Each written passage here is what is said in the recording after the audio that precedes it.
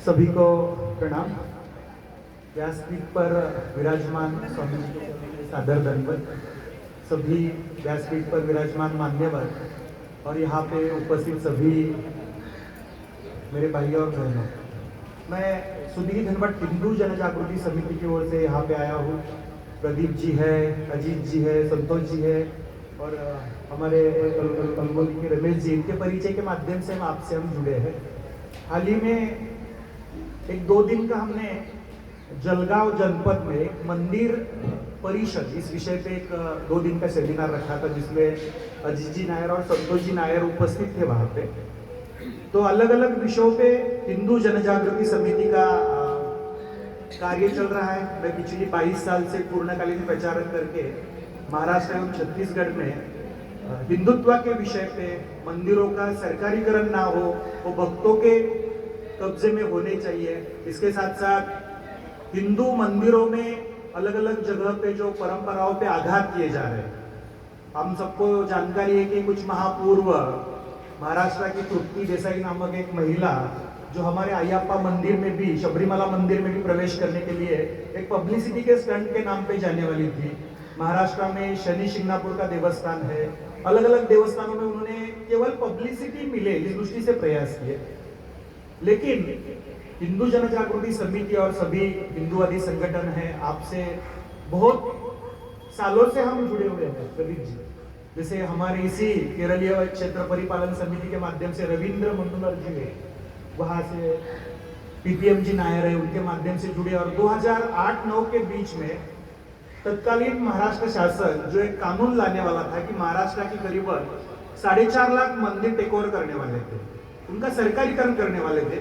तो हम सभी ने प्रयास करने के बाद वर्तमान सरकार को निर्णय खारिज करना पड़ा, रद्द करना पड़ा। ये हिंदुओं की ताकत। फिर आज इस विषय पे काम हो रहा है सभी जगह पे कि जहां हम देखते हैं हर जगह पे प्राइवेटाइजेशन चल रहा है, चाहे कोई सरकार की आस्थापना हो, चाहे बसेस हो, चाहे अन्य भाग हो। फिर मंदिरों का सरकारीकरण क्यों? मंदिरों का सरकार टेक ओवर क्यों करता है यहाँ पे? क्योंकि सरकार कोई भी हो, लेकिन मंदिरों की जो संपत्ति है, मंदिरों की जो जमीन है, उस पर ज्यादा ध्यान रहता है। हमारे किसी गली में अगर किसी मंदिर में दिया बत्ती की सुविधा नहीं है, उस पर ध्यान नहीं रहता है उनका। लेकिन जहाँ पे मंदिरों का संपत्ति ज्यादा है, मंदिरों में पैसा ज्यादा आता है, वहां पे वो प्रयास करते हैं। तो यही हमारा कहना है कि आज पूरे देश भर में एक भी मस्जिद और मदरसा ऐसा नहीं है कि जिसका सरकार ने टेक ओवर किया हुआ है, सरकारीकरण के एक भी उदाहरण नहीं। आप सोच के भी बता सकते हैं, एक भी ऐसा चर्च नहीं है जहां पे सरकार ने टेक ओवर किया हुआ है। क्या मस्जिद मदरसा और चर्च के पास पैसा नहीं है? केरला का जो बिलोरियम चर्च है, वहां पे करीबन 7,000 करोड़ का कैश मिला कोरोना काल में। कहा मेन स्ट्रीम मीडिया में न्यूज नहीं आया। वहां पे चर्च के पास पैसा है, मदरसा मस्जिद के पास पैसा है, तो हिंदुओं के मंदिरों की लूट क्यों की जा रही है? यानी मंदिरों की लूट की जा रही है और बाकी सभी जगह छूट दी जा रही है यहाँ पे। तो इसका विरोध करके, इसके बारे में जागृति करके हाल ही में महाराष्ट्र के करीबन 300 से अधिक मंदिर ट्रस्टी, इंक्लूडिंग हमारे अयप्पा मंदिर का जो केरलीय परिपालन क्षेत्र समिति है, सभी ने मिलकर वहां पे एक बड़ा आयोजन किया था। करीबन 300 से अधिक महाराष्ट्र के मंदिर विश्वस्त ट्रस्टी वहां पे आए हुए थे और वहां पे एक निश्चित किया कि आने वाले काल में मंदिर महासंघ के माध्यम से अलग अलग जगह पे हमें मंदिरों के विषयों में, चाहे परंपरा तोड़ने का भाग हो, चाहे मंदिरों का सरकारीकरण हो, चाहे मंदिरों पे होने वाले आघात हो, मंदिरों का सुव्यवस्थापन हो, इसके साथ साथ मंदिरों में बहुत सारी जगह पे अभी वक्फ बोर्ड जो है अपना दावा लगा रहा है। तमिलनाडु में हाल ही में 500 साल पुराना मंदिर है, उसको जो वक्फ बोर्ड है उन्होंने बोला कि हमारा मंदिर है। यही मुंबई में रहने वाला एक लड़का था, बहन की शादी के लिए वहां पे गया, उसकी खुद की जमीन बेचने के लिए वो वहां पे सरकारी कार्यालय में गया, तब उसको पता चला कि मेरी जमीन मेरे नाम पे है ही नहीं है। और वो जानकारी है, शायद मेरे अगर जानकारी गलत ना हो तो चिरुतिरई करके एक वहां का जिला है, वहां पे एक गांव है, उस गांव में सब हुआ।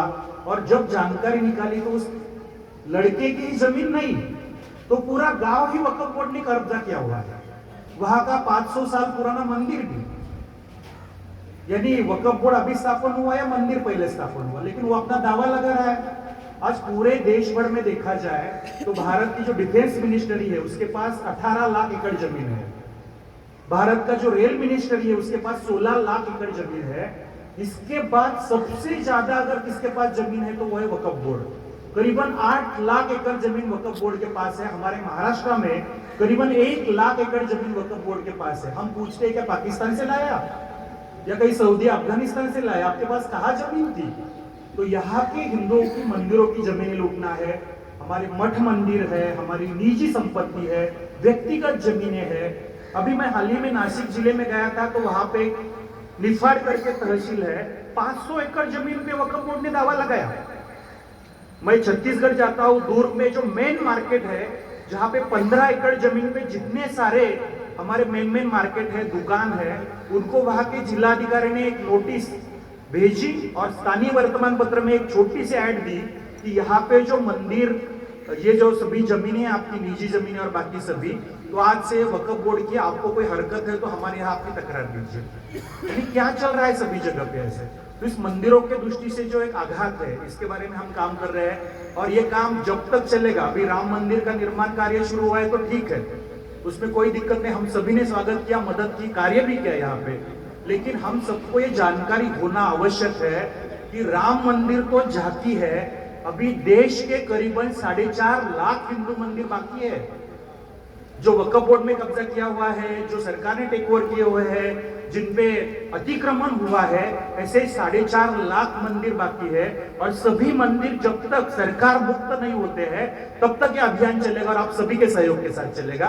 तो यही यहाँ पे मैं कहूंगा कि ये जो सभी मंदिर है मंदिर मुक्त हो, मंदिर भक्तों के हवाले हो और केवल महाराष्ट्र के ही मंदिर नहीं, हम पूरे देश भर के मंदिरों की बात यहाँ पे कर रहे हैं। वैसे देखा जाए तो मंदिरों के बारे में बहुत सारी समस्या है, मंदिर के विषय में काम चल रहा है, देश को हिंदू राष्ट्र बनाने के दृष्टि से काम चल रहा है, लव जिहाद रोकना हो, धर्म परिवर्तन रोकना हो, ऐसे अनेक विषयों पे काम चल रहा है।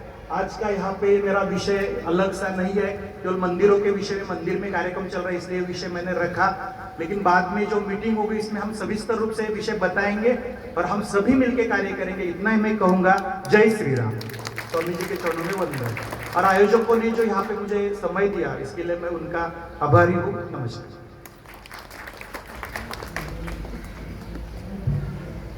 थैंक्स।